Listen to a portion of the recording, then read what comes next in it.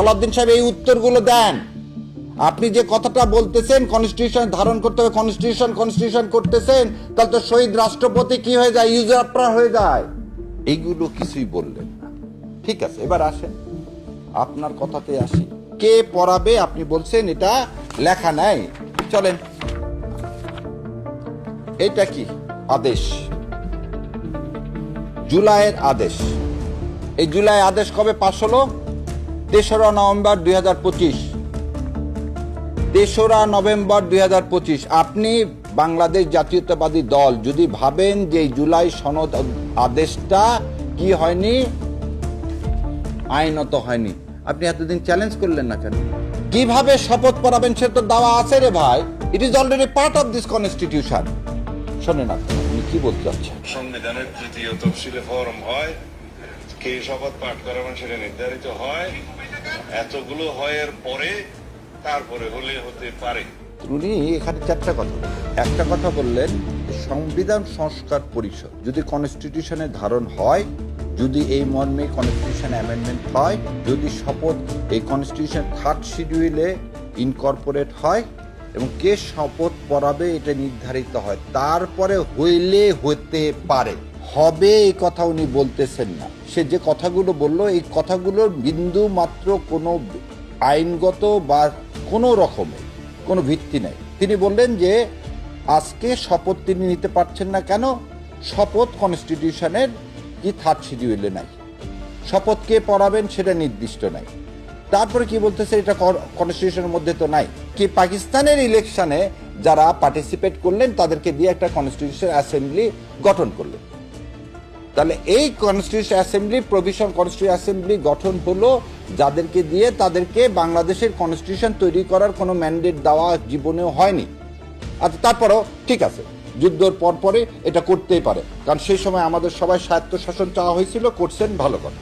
16ই December থেকে এটা বাংলাদেশে কি হলো, ইফেক্ট হলো। এই কনস্টিটিউশন কি ইফেক্ট হলো, তাহলে মানুষের আপনি গণরায় নিলেন, কোনো রেফারেন্ডাম নিলেন না। যে আপনি যে কনস্টিটিউশন করতেছেন, সে কনস্টিটিউশন সৃষ্টি হলো কি সম্পূর্ণ ইলিগালি ভাবে, একটা আনলফুল অর্ডারের মাধ্যমে। এই কনস্টিটিউশন তৈরি করে দিল ইন্ডিয়া। 72-এর কনস্টিটিউশন আপসীর নেত্রী নিজেই বলছিলেন এই কনস্টিটিউশন ছুঁড়ে ফেলে দিতে হবে। কেন বলছিলেন? কারণ এই কনস্টিটিউশন থেকে স্বৈরাচারের জন্ম। আসেন এবারে 1975 সালে 15ই আগস্ট শেখ সাহেব সপরিবারে নিহত হলো। মোস্তাক সাহেব জোর করে ক্ষমতা নিলেন। মোস্তাক সাহেব কোন শিডিউলের আন্ডারে সেদিন শপথ করছিলেন? এই যে 3rd শিডিউলের কথা যে বলতেছেন, 3rd শিডিউল তো তখনও ছিল। মোস্তাক সাহেবকে কে পড়ালেন? মোস্তাক সাহেব তো একই ক্ষমতা নিলেন। আচ্ছা, মোস্তাক সাহেবের পরে কি হলো দেখেন, 6/11/1975 সালে ব্রিগেডিয়ার খালেদ মোশাররফ খন্দকার মোস্তাককে কি করলেন, সরায় দিলেন। দিয়ে কি করলেন, পার্লামেন্ট বাদ দিয়ে দিলেন, পার্লামেন্ট ভেঙে দিলেন। দিয়ে আবু সাদাত মোহাম্মদ সায়েম তাকে এন্ট্রিম গভর্নমেন্ট করলেন। বাংলাদেশের প্রথম এন্ট্রিম গভর্নমেন্ট হলো কবে? 6/11/1975। সে এন্ট্রিম গভর্নমেন্টের শপথ কোথায় এখানে আছে? এই 3rd শিডিউলে সায়েম সাহেব যে শপথটা নিলেন সেটা কোথায় আছে? আচ্ছা, গেল সায়েম সাহেবের শপথ নাই। আসেন, প্রেসিডেন্ট জিয়াউর রহমান, শহীদ রাষ্ট্রপতি জিয়াউর রহমান 21শে এপ্রিল 1977 সালে বাংলাদেশের রাষ্ট্রপতি হলেন।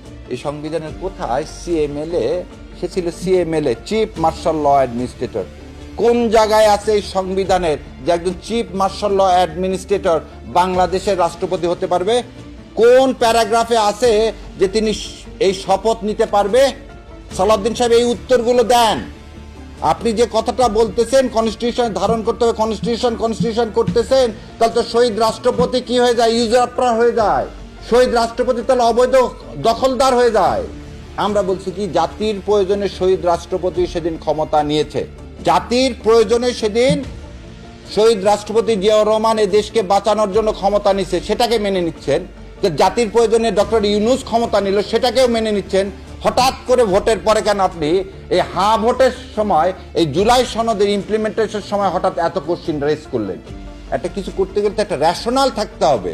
আসেন, আপনি রেফারেন্ডামের কথা, প্রথম রেফারেন্ডাম হলো 30শে মে 1977, কে জিয়াউর রহমান সাহেবের ক্ষমতায় যাওয়া এবং তার কাজগুলোকে বৈধ হিসাবে হানা ভোট হলো। কনস্টিটিউশনে তখন রেফারেন্ডামের কোনো বিধানই নেই। আজকে যে আপনারা একজনকে উস্কায় দিয়ে রিট পিটিশন ফাইল করালেন যে এই হ্যাঁ ভোট না ভোট অবৈধ, এই রিট যদি চলে তাহলে আপনার কিন্তু ওই 77 সালের ফার্স্ট রেফারেন্ডাম অবৈধ ঘোষণা হবে, কারণ তখন কনস্টিটিউশন রেফারেন্ডামের কোনো বিধান ছিল না। আজকে যেমন আপনারা বলতেছেন রেফারেন্ডামের বিধান নাই কনস্টিটিউশনে, 77 সালেও তো কনস্টিটিউশনে এই বিধান ছিল না। তাহলে জিয়া রহমানের পুরো ক্ষমতাটা অবৈধ হয়ে যাবে, ওই রেফারেন্ডামে অবৈধ হয়ে যাবে। সাদ্দিন সাহেব আগে নিচের দিকে তাকান, আগে নিজের দিকে তাকান। আসেন, অনেক খুব বড় বড় সব লয়ার হায়ার করা হচ্ছে কয়েকদিন ধরে, কি বলতেছে এই কি জুলাই সনদ অবৈধ, কি হচ্ছে এই গণভোট অবৈধ, অর্ডিন্যান্স এই মানে এই রাষ্ট্রপতি যে অর্ডার দিচ্ছেন সেই অর্ডার দেওয়ার তার ক্ষমতা নাই। আচ্ছা আপনারা আমার একটা কথা বলেন, দয়া করে সালাউদ্দিন সাহেবের কাছে কিন্তু এখন মন্ত্রী, উনি আগে একটা প্রশ্নের জবাব দেন। 8 আগস্ট 2024 রাষ্ট্রপতির কাছে শপথ নিয়েছেন, কে শপথ নিয়েছেন? ডক্টর মোহাম্মদ ইউনূস। কি হিসাবে? চিফ অ্যাডভাইজার হিসাবে। সেই চিফ অ্যাডভাইজার হিসাবে যে উনি শপথ নিলেন, এই থার্ড শিডিউলে কি চিফ অ্যাডভাইজারের কোনো কিছু আছে? চলেন থার্ডে দেখেন তফসিলে কি কি আছে? রাষ্ট্রপতির আছে, প্রধানমন্ত্রীর আছে, স্পিকারের আছে, ডিপটি স্পিকারের আছে, সংসদ সদস্যর আছে, প্রধান নির্বাচন কমিশনারের আছে, মহা হিসাব রক্ষকের আছে।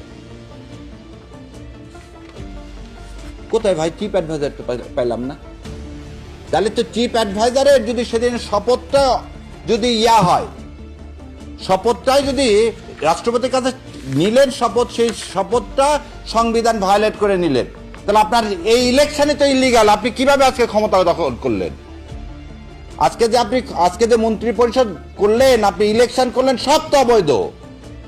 আপনার এই ক্ষমতা আসাও তো অবৈধ। তারপরে আর আসেন 20 জন ক্যাবিনেট অ্যাডভাইজার নিয়োগ করছেন, কোথায়? এখানে আছে কিসে? প্রধানমন্ত্রী, রাষ্ট্রপতি, স্পিকার, ডিপটি স্পিকার, সংসদ সদস্য। কোথায় ক্যাবিনেট অ্যাডভাইজারের কোন শপথের ব্যবস্থা আছে থার্ড শিডিউলে? এইগুলো কিছুই বললেন না। ঠিক আছে, এবার আসেন আপনার কথাতে আসি। কে পড়াবে? আপনি বলছেন এটা লেখা নাই। চলেন, এটা কি আদেশ? জুলাইয়ের আদেশ। এই জুলাই আদেশ কবে পাশ হলো? 3রা নভেম্বর 2025। 3রা নভেম্বর 2025। আপনি বাংলাদেশ জাতীয়তাবাদী দল যদি ভাবেন যে জুলাই সনদ আদেশটা কি হয়নি, আইনত হয়নি, আপনি এতদিন চ্যালেঞ্জ করলেন না কেন? আপনি যে জুলাই আদেশ মেনে নিলেন, এই আদেশের বলে তো ইলেকশনের ডেট ঘোষণা হলো। এই আদেশে কি বলা আছে? আদেশে চলেন,